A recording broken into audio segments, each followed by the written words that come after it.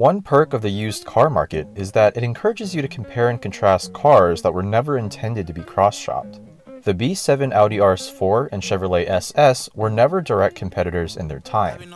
But today, you can find pristine examples of either for about 40 grand, give or take. Both are unassuming family sedans weighing nearly 2 tons. Both have naturally aspirated V8s with power outputs separated by just a single horsepower, 414 for the Audi and 415 for the Chevy. But the similarities end there. The RS4 uses its quattro all-wheel drive system to put its power down without a fuss, while the SS relies on good old-fashioned rear-wheel drive. These two cars also deliver their V8 ponies in very different ways. The Chevy's 6.2-liter LS3 small block delivers big torque down low, while the Audi's 4.2-liter engine, shared with the original R8, needs to be revved to the moon to feel its best. So in a way, it's apples versus oranges. Yet there's only one real question I wanted to answer. Which sleeper sedan is a better all-around driver's car?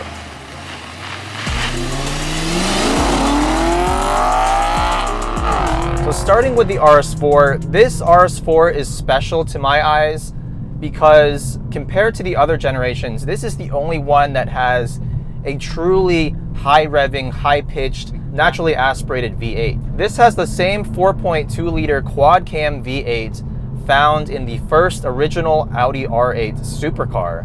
That means even though this one is not dry-sumped like the R8s, it still makes the same 414 horsepower, 317 foot-pounds of torque, and it sends its power to all 4 wheels using a 6-speed manual transmission, and of course it has Audi's quattro all-wheel drive system. So there's actually a center diff in this car that sends up to 60% of the power to the rear axle. Now this is a very heavy car, weighing in at somewhere around 3,700 to 4,000 pounds, depending on the source that you trust, and you absolutely feel it. Driving around on this canyon road here, the front end of this car feels quite heavy. In fact, over 58% of the weight of the car is at the front. So the weight balance isn't exactly where you'd want to be for a true lightweight and balanced driving experience, but that's not really what this car is all about. It's more about having a nice, comfortable, daily drivable sedan, luxurious interior, all the creature comforts, at least for the time, and getting the joy of rolling your own gears and listening to that NA V8 scream all the way to 8,250 RPMs. That actually makes this engine very, very similar, in fact, almost identical on paper to the E90/E92 M3 engine. Oh, that sounds so good. Typical Audi shifter, extremely light, easy to use, not very direct throws if I'm honest, but perfect for daily driving when you're just cruising around. Now, this car is not completely stock. It does have KW Club Sport coilovers and ECS tuning front brakes and an exhaust, but other than that, it's basically stock performance. 107,000 miles on the odometer. I have to say, pushing it in these corners here, the steering is actually heavier than most Volkswagen Audi group products that I've driven, which is pretty surprising. Also, the steering feel is definitely a little bit corrupted by the fact that up to 40%, or at least 40% rather, of the torque is being sent to that front axle. You do get a little bit of wiggle from the steering wheel on corner exit as you try to put that power down. I mean, that said, we're carrying a good amount of speed through these corners. Lots of traction from the all-wheel drive system. Brakes are decent. Not a whole lot of feel on the pedal, but they certainly get the car stopped. This KW Club Sport suspension, by the way, is doing a great job. It doesn't feel all that different from what I would expect, at least, a stock RS4 to feel. Now, compared to the Chevy SS, this engine might make the same peak horsepower on paper, 414 horsepower to be exact, but it makes that power at well over 7,500 RPMs. Like I said, the red line is 8,000 and it revs to 8,250. Whereas the Chevy SS with that big old 6.2 liter LS3 makes all of its power in the mid-range and the low end. It doesn't rev nearly as high as this, but it makes about 100 foot-pounds additional torque.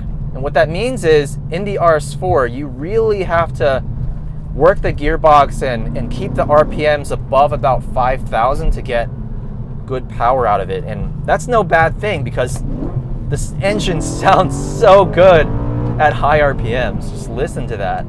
I mean, this is the definition of a German sleeper sedan. You would never think from outside, unless you really know what you're looking at, that a car like this basically just looks like a widened lower squat A4, or I guess S4. You would never think it makes a sound like this. Honestly, I think this was a special moment for Audi. Like I said, it was the only high revving, naturally aspirated V8 RS4 that Audi ever made.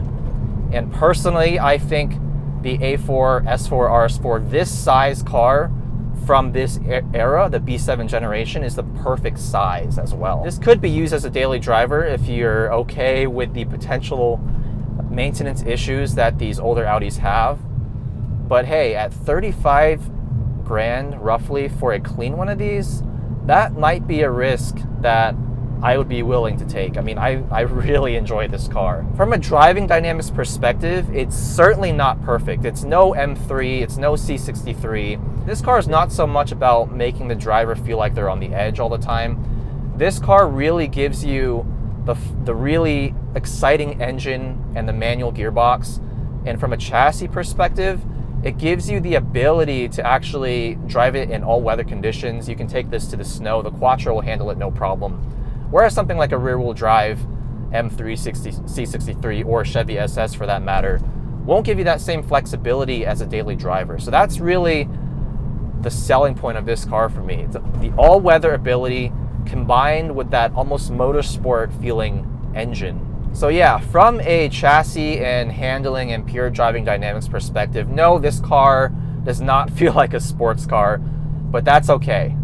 It achieves its goal perfectly as long as it's working. And I'll be very curious to find out in a couple minutes whether the SS can match this for sheer thrills.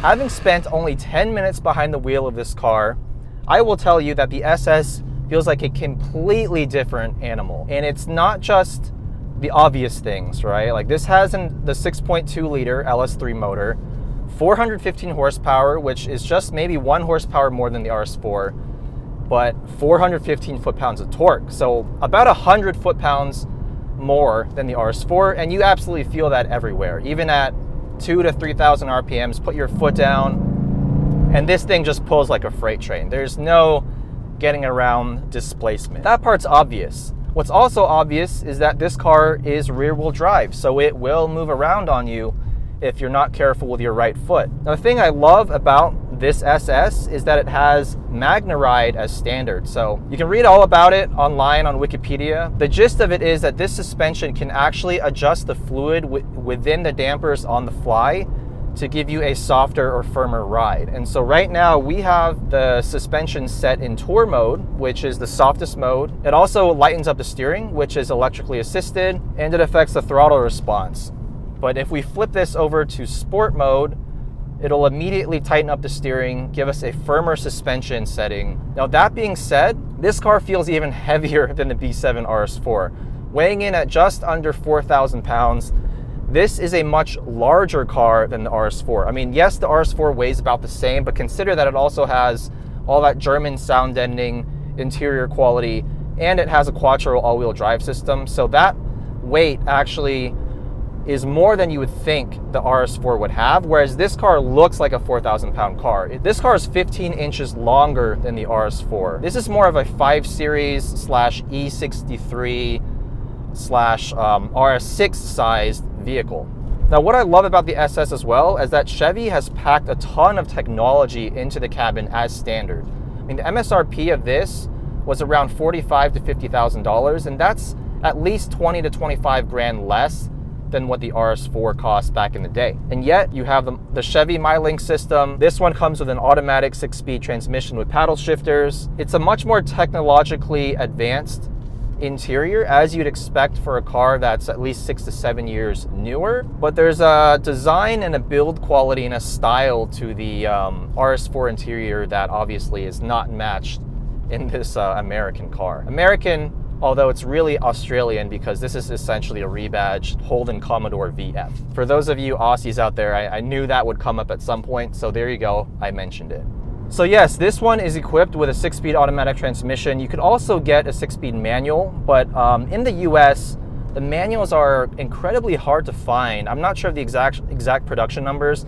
I know around 13,000 of these SSs were imported to the States, versus I mentioned earlier, only 2,000 of those RS4s made it here, which is crazy because I feel like I see more RS4s on the road than SSs. And I have to say, I really do wish I was rolling my own gears right now. This 6-speed torque converter gets the job done, but it really is not very responsive. It does have paddle shifters. The downshifts are actually not too bad, you can see there, but watch this upshift here. There's the paddle pulled, and there's the upshift. That's like a 2-second delay. Here's a downshift. So the downshift is like a 1-second delay. The upshift is just completely terrible though. Does not want to respond at all.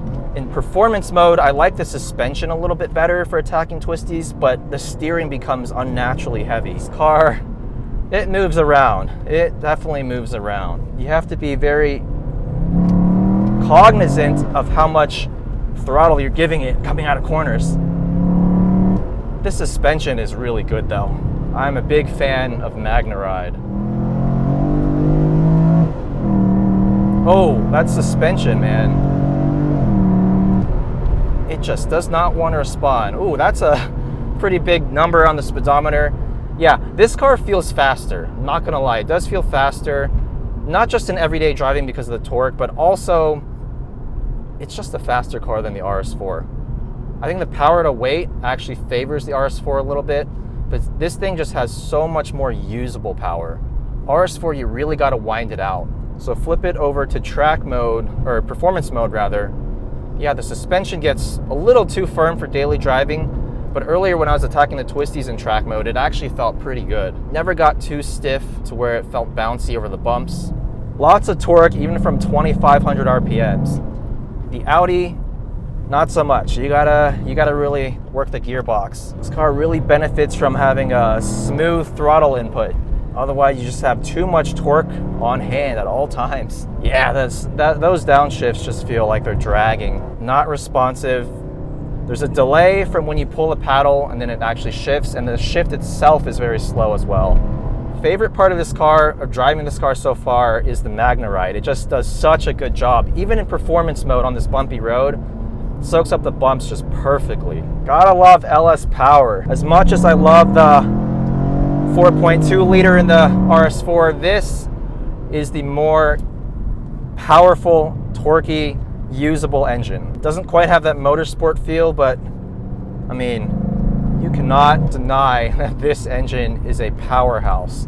And speaking of the powerhouse that the LS3 is, that's the other thing. I mean, this is a domestic car here in the US, and it should be relatively easy and affordable to find parts for it. It's also a newer car, so by all means, it should be the more reliable and robust package compared to the B7 RS4. That generation of Audis, not exactly known for being low maintenance. I believe the intake valves on that engine have a notorious issue of carbon buildup. Something that, you know, some walnut blasting here and there will fix, as the owner mentioned to me, but not going to be as robust an engine as the tried and true LS. The seating position in both of these cars is a bit high for me. That's basically to be expected from an OEM seat in basically any car nowadays that's not a Porsche. So as I said, these cars might actually share quite a bit on paper, but when you really drive them, as I just discovered, they're very, very different driving experiences.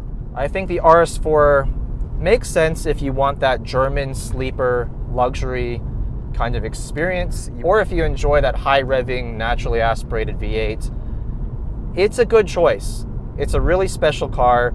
The values have been creeping up over the years, and I wouldn't be surprised if those cars started commanding at least $40,000 in the near future. They don't make naturally aspirated V8 manual transmission, especially with an all-wheel drive system. I mean, that's a unique combination. I think it's the last of a generation of fun, driver-focused Audi daily drivers. The Chevy SS, I'm a little bit torn. I think as a driving experience, if it had the 6-speed manual, mind you, I would actually prefer this over the RS4, just because I'm more of a rear-wheel drive junkie and I really, really like the suspension, the MagneRide. I've said it multiple times. Deserves to be repeated. The MagneRide does a great job. But the fact of the matter is, I mean, there were 13,000 of these brought to the United States, which is at least 6 times more than the RS4. And this is a newer car, obviously, but you can still pick these up for around $35,000 to $40,000. I think closer to $40,000. As a driving experience, I definitely do prefer the SS because I'm I guess a rear-wheel drive biased driver. I think they do deserve to be cross-shopped, as different as they are.